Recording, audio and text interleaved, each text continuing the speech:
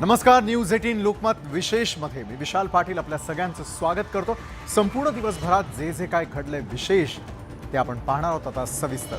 1993च्या Mumbai bomb स्फोटातील आरोपी याकूब मेमनच्या कबरीवरून आता नवा वाद पेटलेला आहे. निष्पाप मुंबईकरांचा बळी घेणाऱ्या याकूबच्या कबरीचं सुशोभीकरण आणि उदात्तीकरण केलं जात असल्याचा आरोप केला जातोय. हा प्रकार उघडकीस आल्यानंतर पोलीस प्रशासन खडबडून जागं झालं आणि कबरीच्या परिसरातील LED दिवे हटवण्यात आले. मात्र या घटनेमुळे नव्या वादाला तोंड फुटलंय. याकूब मेमनच्या कबरीचा वाद पेटला. कबरीच्या उदात्तीकरणाचा आरोप. वादानंतर कबरीवरील दिवे हटवले.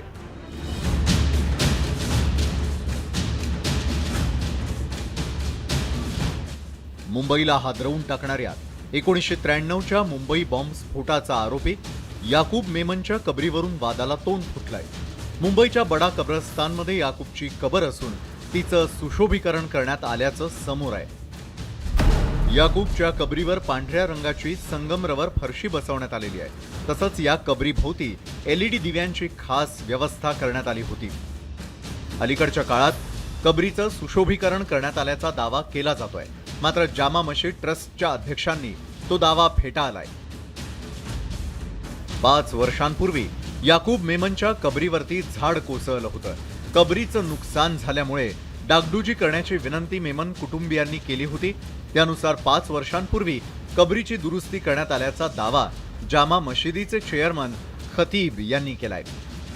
कबरीभोवती लावण्यात आलेल्या दिव्यांविषयी खतीब यांनी हा खुलासा केलाय. जो लाइट वाली वीडियो आप लोग देख रहे हैं, ये बड़ी रात के टाइम पे जो शबे बारात के वक्त पिछले 3 साल में कोविड की वजह से नहीं हुआ था, ये मर्तबा पूरे कब्रिस्तान को, सिर्फ बॉम्बे के बड़े कब्रिस्तान को ही नहीं, पूरे बॉम्बे के कब्रिस्तान के अंदर ये सुविधा की गई थी. चीजें जो है ये जो वायरल हो रही है, हम याकूब मेमन के लिए कोई सिंपैथी नहीं है. उन्होंने देश के लिए बहुत बड़ा नुकसान किया था. हम क्यों उनके लिए ये सारी चीजों की सुविधा देंगे. हा प्रकार उघडकीस आल्यानंतर पोलिसांनी तत्काळ हालचाल करत कबरीवरती लावण्यात आलेले LED दिवे हटवले. मात्र या घटनेमुळे काही प्रश्न निर्माण झाले आहेत. 1993च्या मुंबई बॉम्ब स्फोटात शेकडो निष्पाप मुंबईकरांचा बळी घेणाऱ्या याकूबच्या कबरीचं उदात्तीकरण तर केलं जात नाही ना. याकूबच्या कबरीचं सुशोभीकरण करण्यासाठी कुणी परवानगी दिली? याकूबच्या कबरीचं कुणी सुशोभीकरण केलं? त्यासाठी एवढा खर्च कुणी केला? कब्रस्तानमध्ये दफन केलेली जागा ही दर 18 महिन्यांनंतर खोदली जाते.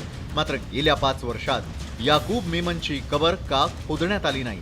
याकूबच्या कबरीची मजार करण्याचा प्रयत्न तर केला जात नाही ना, असे अनेक प्रश्न उपस्थित झाले आहेत. मुंबई बॉम्बस्फोट प्रकरणी याकूब मेमनला फाशी देण्यात आली आहे. मुंबईला रक्तरंजित करणाऱ्या दहशतवाद्याच्या कबरीचं सुशोभीकरण करून कोणता संदेश देण्याचा प्रयत्न केला जातोय, असा प्रश्न सर्वसामान्यांकडून विचारला जातोय. Bureau report, news 18 Lokmat.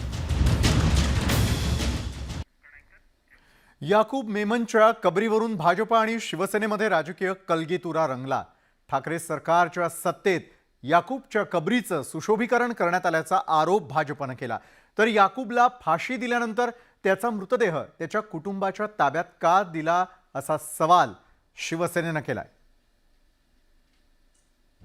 याकूबच्या कबरीवरून राजकीय वाद. कबरीच्या आडून भाजपचा शिवसेनेवर निशाणा. भाजप शिवसेनेत रंगला कलगीतुरा. मुंबईचा गुन्हेगार याकूब मेमनच्या कबरीचं सुशोभीकरण करण्यावरून चांगलंच राजकारण तापलंय. राज्यातील सत्ताधारी भाजपला शिवसेनेवर टीका करण्याची एक आयती संधीच मिळाली.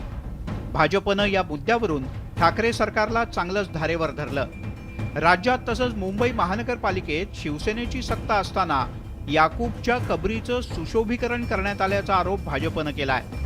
या प्रकरणी शिवसेना पक्षप्रमुख उद्धव ठाकरे यांनी माफी मागावी अशी मागणी भाजपच्या प्रदेशाध्यक्षांनी केली आहे.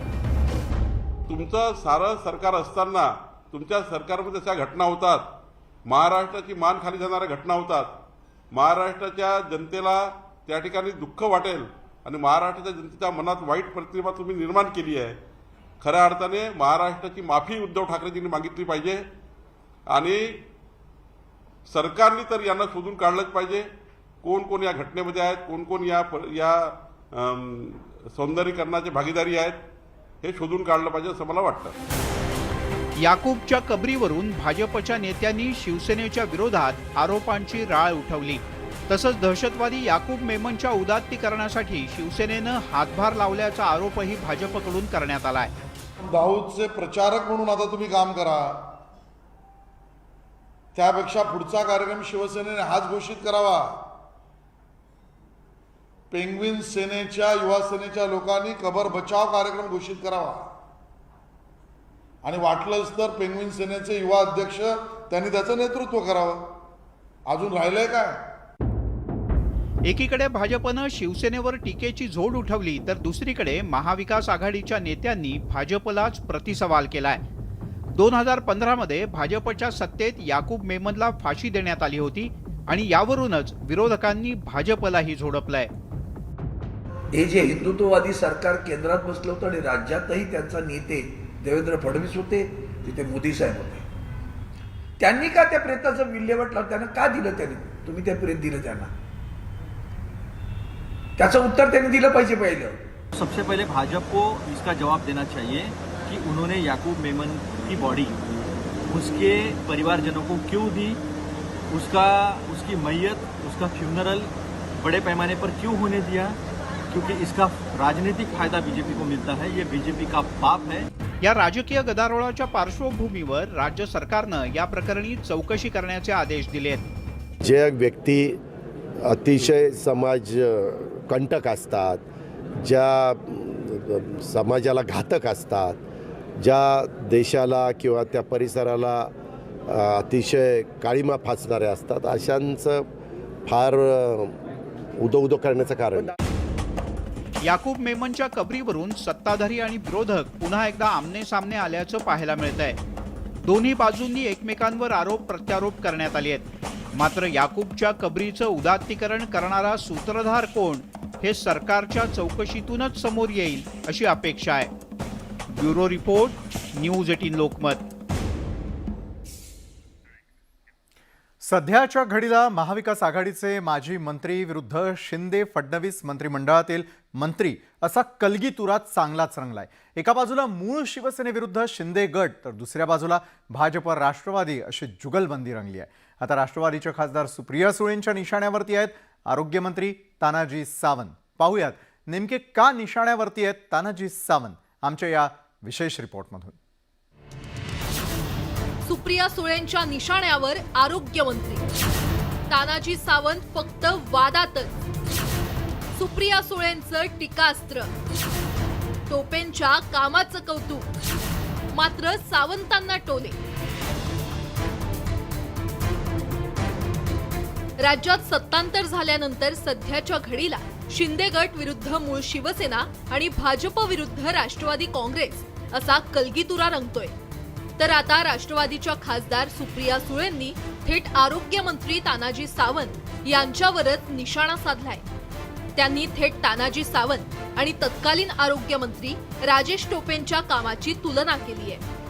टोपे यांनी मविया सरकारच्या काळात आणि कोरोनाच्या लाटेत स्वतःला झोकून देत काम केल्याचा दाखला देत त्यांचं काम साऱ्या राज्यासह देशानं पाहिल्याचं कोड कौतुक केलं.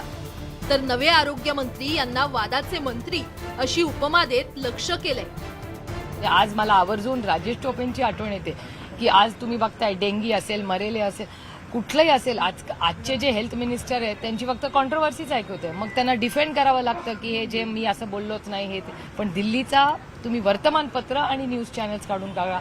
जेव्हा कोविडचा काळ होता तेव्हा महाराष्ट्र लीड करायचा, राजेश टोपेंचं स्टेटमेंट आलं की पूर्ण देश फॉलो करायचा. त्यामुळे अतिशय दुर्दैवी आहे की प्रशासनाचं काम गेले 2.5 महिने पूर्णपणे ठप्प आहेत. सुप्रिया सुळेंनी आरोग्यमंत्र्यांना वादाचे मंत्री म्हणण्यामागे कारणं देखील तशीच आहेत. कारण पावसाळी अधिवेशनात छगन भुजबळांनी पालघरमधील हिवतापाचा मुद्दा उपस्थित करताना किती डास होते, नर होता की मादी असे प्रश्न विचारल्यानंतर तानाजी सावंतांची भर सभागृहात उडवलेली भंबेरी साऱ्या सभागृहानं पाहिली होती. त्यानंतर पुण्याच्या ससून हॉस्पिटलमध्ये जात त्यांनी स्टाफला धारेवर धरल्याचा प्रकार देखील समोर आला होता. अधिवेशनानंतर घर ते कार्यालय आणि कार्यालय ते घर असा दौरा दाखवल्यानंतर देखील ते ट्रोल झाले होते. त्यानंतर नुकत्याच झालेल्या हाफकिनच्या मुद्द्यावरून तर ते राज्यभरात सोशल मीडियावर ट्रोल झाल्यानंतर त्यांना अखेर स्पष्टीकरण द्यावं लागलं होतं. त्यामुळे साहजिकच ते विरोधकांच्या निशाण्यावर आले. त्यामुळे आता जोपर्यंत एखादं भरीव काम करून ते दाखवत नाहीत तोपर्यंत विरोधकांकडून त्यांच्या विरोधात टीकेचं इंजेक्शन हे चालूच राहणार आहे, एवढं मात्र खरंय. Bureau report, news 18 Lokmat. तर राष्ट्रवादी काँग्रेसच्या नेत्या सुप्रिया सुळेंनी मुख्यमंत्री आणि उपमुख्यमंत्र्यांवरती टीका केलेली आहे. फोटो सेशनचा उल्लेख करून सुप्रिया सुळेंनी मुख्यमंत्र्यांवरती टीकास्त्र सोडलं. तर शिंदे गटानंही आता राष्ट्रवादीवरती प्रतिहल्ला केलेला आहे. शिंदेंची लोकप्रियता पाहून महाविकास आघाडीचा जळफळाट. सरकारमध्ये 2 मुख्यमंत्री असावेत, सुप्रियांचा टोला. सुप्रिया सुळेंच्या टीकेवर शंभूराज देसाईंचा पलटवार.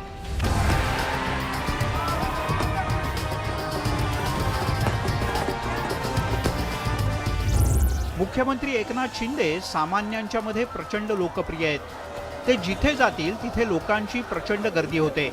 साहजिकच सेल्फी आणि फोटो तर होणारच ना. पण हे पाहून महाविकास आघाडीच्या नेत्यांचा तिळपापड झालाय. फोटो सेशनसाठी राज्याला एक मुख्यमंत्री आणि मंत्रालयात काम करण्यासाठी दुसरा मुख्यमंत्री असे 2 मुख्यमंत्री हवेत असा टोला सुप्रिया सुळे यांनी लगावला. महाराष्ट्राला 2 CM ची गरज आहे. एक ज्या कार्यक्रमाला जातील आणि दुसरे हे जे मंत्रालयात बसून मायबाप जनतेची सेवा करतील असा निरोप आम्हाला कोणीतरी व्हॉट्सअपवर पाठवलेला आहे. महाराष्ट्रातलं सरकार आहे ज्या पद्धतीने ओरबाडून दडपशाही करून ईडी कडून आणि काय ते 50 खोके वगैरे आजकाल ऐकायला मिळतं कानावर आणि ओके वगैरे ह्या गोष्टी या खूप दुर्दैवी आहेत. सुप्रिया सुळे यांच्या या टीकेवर शिंदे गटानं जोरदार हल्ला चढवलाय. एकनाथ शिंदे यांच्या कामाचा उरक जबरदस्त आहे. शिवाय ते प्रचंड लोकप्रिय असल्याचं शिंदे गटाच्या नेत्यांचं म्हणणं आहे. महाविकास आघाडी सरकारमध्ये 2 CM होते का असा प्रश्न मला ताईंना विचारायचा आहे. त्यांच्या काळात जर असे 2 CM असतील तर मग त्यांनी हे बोलावं. आमचे माननीय मुख्यमंत्री ह्यांना लोकांचाच पाठिंबा एवढा आहे, त्यांची एवढी लोकप्रियता आहे लोकांच्या मध्ये, लोकांना ते हवाहवासा वाटणारा मुख्यमंत्री आहे. तुमच्या काळातल्या मुख्यमंत्र्यांकडे लोक एवढ्या मोठ्या संख्येने येत नव्हती. त्यामुळे कदाचित ताईंना असं वाटत असेल. पूर्वीचे मुख्यमंत्री होते ना, नामदारी होते आणि खऱ्या अर्थाने उड्या जर मारत होते ती पवार फॅमिली मारत होती आणि त्यामुळे त्यांचं नुकसान झालेलं आहे. त्याची सल दिसून येते. मुख्यमंत्री घरात बसायचे, उपमुख्यमंत्री फिरायचे, राष्ट्रवादी पक्षाचे सर्व नेतेच मुख्यमंत्री होते आणि त्यांची जी सल आहे ना ती थोडीशी दिसून येते की जरा त्याच्यामुळे हे सगळा राग आहे ना तो त्यांच्यातनं येतोय. एकनाथ शिंदे यांच्यावर बोलल्यानंतर शिंदे गटाच्या नेत्यांनी थेट उद्धव ठाकरे यांच्यावरही निशाणा साधलाय.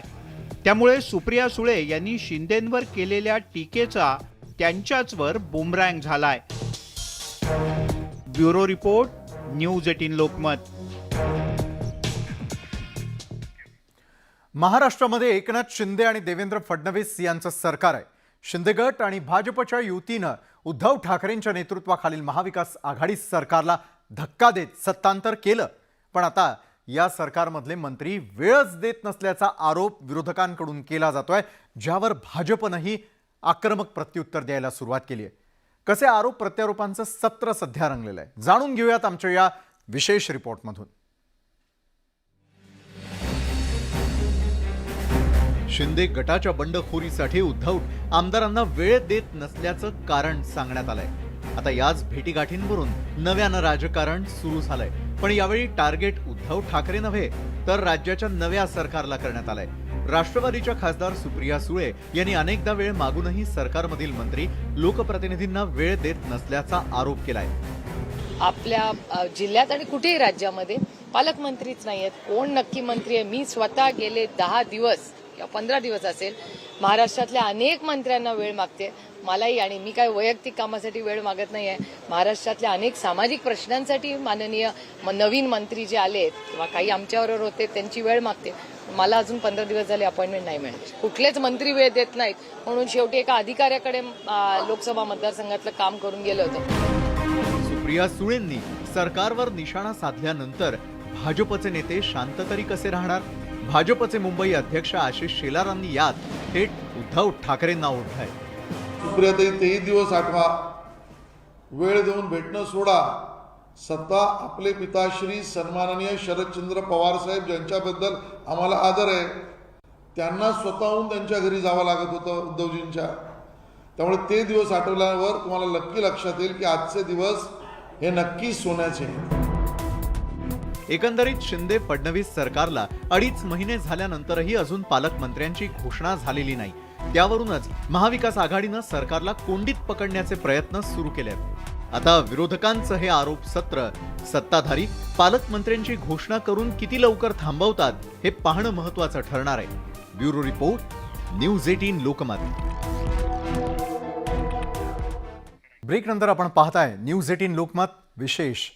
खरी शिवसेना कुणाची हा प्रश्न सध्याच्या घडीला जरी सुप्रीम कोर्टात असला तरी कोर्टाबाहेर शिवसेना आणि शिंदे गट यांच्यात कुरघोडीचं राजकारण सुरूच आहे.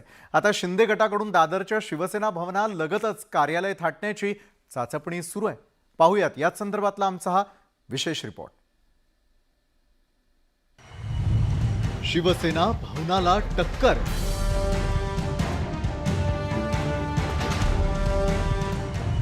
प्रति शिवसेना भवन उभारणार. शिवसेना भवनाजवळच शिंदे गटाचं कार्यालय. शिंदे गटाकडून कार्यालयाची चाचपणी. शिंदे गटाचाही नवा पत्ता दादर. खरी शिवसेना तसंच धनुष्यबाण हे चिन्ह कुणाचं याबाबत सुप्रीम कोर्टात तसंच निवडणूक आयोगात बाब प्रलंबित असतानाच आता शिंदे गटाकडून शिवसेना भवनाला टक्कर देण्यासाठी दादरमध्येच कार्यालयाची चाचपणी केली जाते आहे. सुरुवातीला थेट शिवसेना भवनावरच शिंदे गट दावा ठोकणार असल्याचं बोललं जात होतं. मात्र गेल्या 3-4 दिवसांपासून शिंदे गटाचे आमदार सदा सरवणकर यांच्याकडून 4-5 ठिकाणांची पाहणी केल्याचंही समजतंय. म्हणजे दादर भागातच शिवसेना भवनापासून हाकेच्या अंतरावरती शिंदे गटाचं मध्यवर्ती कार्यालय थाटण्याचा घाट घातला जातोय. शिवसेना भवनालगतची वास्तू सेंट्रल इमारतीच्या दुसऱ्या मजल्यावरच शिंदे गटाचं नवं कार्यालय बनवू शकतं. राज्यामध्ये शिवसेना विरुद्ध शिवसेना हे वातावरण गेले काही दिवस तापलेलं असताना त्यात आणखी एक भर पडणार आहे. मी सध्या मुंबईच्या दादर परिसरामध्ये आहे आणि दादर परिसरातच शिंदे गटाचं नवीन शिवसेना भवन उभारलं जाणार आहे. आपण सध्या शिवाजी मंदिरच्या समोरची जी रांग आहे, जिथे मुंबईच्या जी नॉर्थ विभागाचं वॉर्ड ऑफिस सुद्धा आहे, त्याच्या समोरची ही इमारत आहे. हिचं नाव आहे वास्तू सेंट्रल. या इमारतीचा ग्राउंड फ्लोअर आणि फर्स्ट फ्लोअर अशा 2 मजल्यांवर हे शिंदे गटाचं नवीन शिवसेना भवन असेल. ही इमारत दादरच्या मध्यवर्ती भागात असल्यानं राज्यभरातून येणाऱ्या शिंदे गटाच्या आमदारांना आणि कार्यकर्त्यांना सहज पोहोचता येईल. शिवाय येत्या काही दिवसात दोघांसाठीही प्रतिष्ठेची असलेली BMCची निवडणूक लागल्यास पक्षाची पुढील रणनीती ठरवण्यासाठीही कार्यालयाचा उपयोग होईल, हाच हेतू. त्यामुळे एका बाजूला कायदेशीर लढाई तर दुसऱ्या बाजूला प्रति शिवसेना भवन उभारण्याचा चंग शिंदे गटानं बांधलाय. त्यामुळे शिंदे गटाचा मुंबईतील नवा पत्ता दादरमधील असल्यास आश्चर्य वाटायला नको. शिंदे गटाला जेव्हा शाखा नवीन उघडाव्या लागत आहेत किंवा त्यांना नवीन शिवसेना भवन तयार करावं लागतंय आणि त्यातलंच शिवसेनेचं नवीन शिवसेना भवन जे आहे ते या वास्तू सेंट्रल इमारतीमध्ये असणार अशी माहिती कळतीये. सूत्रांनी दिलेल्या माहितीनुसार ही प्रॉपर्टी बऱ्यापैकी फायनल करण्यात आलेली आहे. केवळ हिच्या खरेदीचे व्यवहार जे आहे ते अजून पूर्ण व्हायचे आहे. जुन्या शिवसेना भवनापासून अवघ्या काही मिनिटाच्या अंतरावर शिंदे गटाचं हे नवीन शिवसेना भवन असणार आहे. व्हिडिओ जर्नलिस्ट उमेश गोविलकरचा, प्रणाली कापसे, न्यूज 18 लोकमत, मुंबई. तर आज दिवसभरात नेमकं काय घडलं विशेष असा प्रश्न जर तुम्हाला सगळ्यांना पडला असेल तर एक गोष्ट निश्चितच लक्षात येते की सत्ताधारी असतील किंवा विरोधक असतील एकमेकांवरती कुरघोडी करण्याचा प्रयत्न करत असताना मात्र एकमेकांच्या कामांना थेटपणे टार्गेट केलं जात असल्याचं स्पष्ट होताना दिसतंय. सुप्रिया सुळेंनी दिवसभरात दिलेल्या प्रतिक्रियांमध्ये आरोग्यमंत्री असतील, मुख्यमंत्री असतील त्यांच्या कामावरती प्रश्नचिन्ह उपस्थित केले, तर दुसरीकडे आशिष शेलार असतील किंवा भाजपचे इतर महत्त्वपूर्ण नेते असतील त्यांनी देखील टीका टिप्पणी करत असताना उत्तराला प्रत्युत्तर दिलेलंच आहे. त्यामुळे येत्या काळातील मग कुठल्याही प्रकारच्या निवडणुका असू द्या त्या किती रंगतदार होणार याचीही केवळ झलक आजच्या न्यूज 18 लोकमत विशेषमध्ये आपण पाहिली. तर आजच्या न्यूज 18 लोकमत विशेषमध्ये वेळ झाली इथंच थांबण्याची. ताज्या बातम्यांसाठी पाहायला विसरू नका न्यूज 18 लोकमत.